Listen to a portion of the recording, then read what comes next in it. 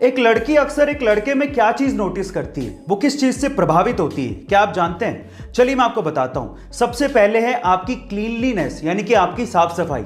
आपके कपड़े कैसे हैं, आपके बाल कैसे हैं, आपकी बियर्ड मेंटेन है क्या, आपके नाखून कैसे हैं, इन सब चीजों को लड़कियां अक्सर नोटिस करती हैं। दूसरा है आपका परफ्यूम।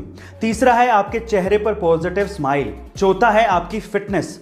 पांचवा है आप किस तरीके से बात करते हैं। और छठा लेकिन सबसे इंपॉर्टेंट पॉइंट है कि आप कितने अच्छे लिसनर हैं। कहीं आप बोलते तो नहीं रहते, आप सुनते भी हैं क्या? गाइस, इन सब चीजों को लड़कियां अक्सर नोटिस करती हैं। अब मेरा सवाल यह है कि आप लड़कियों में अक्सर क्या चीज नोटिस करते हैं? गाइस, कोई भी काम छोटा या बड़ा नहीं होता, और ऐसा भी नहीं है कि बड़े काम करोगे तभी बड़ा पैसा कमाओगे। आप छोटे काम करके भी बड़े पैसे कमा सकते हो। कैसे? चलो मैं एक एग्जांपल देता हूं।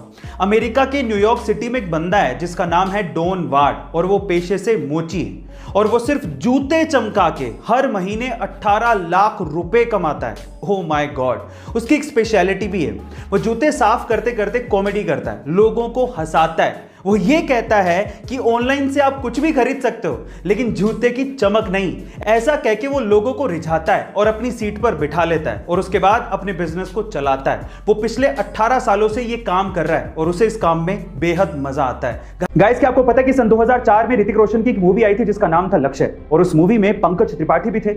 अब आप लोग कहेंगे कि लक्ष्य मूवी में पंकज त्रिपाठी, फिर दिखाई क्यों नहीं दिए? एक्चुअली हुआ कुछ यूं कि सन 2004 के आसपास पंकज त्रिपाठी बॉलीवुड में काफी ज्यादा स्ट्रगल कर रहे थे, और इस मूवी के लिए उन्होंने बकायदा ऑडिशन दिया था और सिलेक्ट भी हुए थे। और उसके बाद ऋतिक रोशन के साथ उन्होंने कुछ सीन्स को शूट भी किया था, और शूटिंग खत्म होने के बाद उनके गांव में चर्चा फैल गई कि गांव का लड़का ऋतिक रोशन के साथ मूवी में आने वाला है। इनफैक्ट वहां के लोकल अखबार में छप भी गया। लेकिन उसके बाद जब पंकज त्रिपाठी जी अपनी फैमिली के साथ थिएटर या मूवी देखने के लिए पहुंचे, तो वो ये देख के हैरान रह गए कि उनका एक भी सीन मूवी में था ही नहीं। उनके सारे के सारे सीन्स काट दिए गए थे। उनको उस वक्त बहुत ज्यादा दुख हुआ, लेकिन उन्होंने हिम्मत नहीं हारी, और आज पंकज त्रिपाठी काफी सारे एक्टर्स के लिए एक इंस्पिरेशन से कम नहीं है।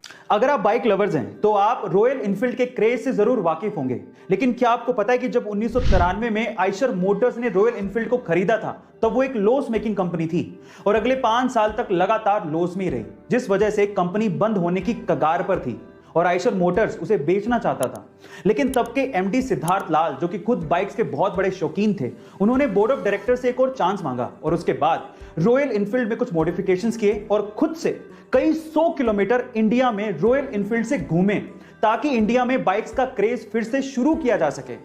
और उसी का नतीजा है कि आज royal Enfield mid size bike के सेगमेंट में 96% मार्केट को कैप्चर किए हुए है, और इसी वजह से रॉयल एनफील्ड का इतना क्रेज है।